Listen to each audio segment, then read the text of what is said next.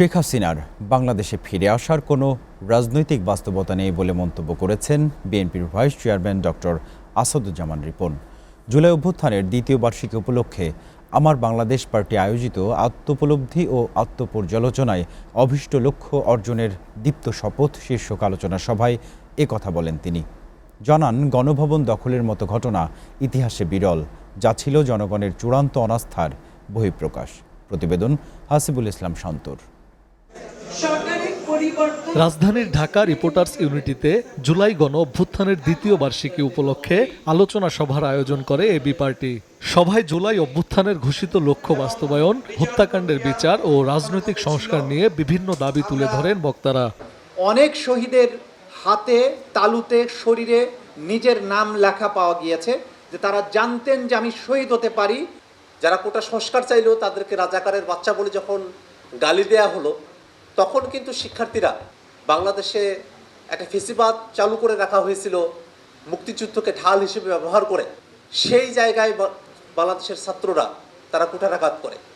মনে রাখতে হবে যে কারা কারা জুলাইয়ের সময় আমাদেরকে সন্ত্রাসী বলেছে, কারা বাংলাদেশকে একটা ভাসাল স্টেটে পরিণত করতে চেয়েছে।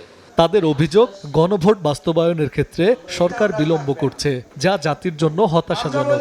একই সঙ্গে তারা বলেন, দেশে বিদ্যমান ফ্যাসিবাদী রাজনৈতিক ব্যবস্থার অবসান এবং জবাবদিহিমূলক রাষ্ট্র ব্যবস্থা প্রতিষ্ঠা এখন সময়ের দাবি। তরুণরা যখন অন্যের বিরুদ্ধে অবস্থান নিয়ে জীবন দেওয়ার জন্য প্রতিশ্রুতিবদ্ধ হয়, সেই জাতিকে দাবিয়ে রাখা যায় না।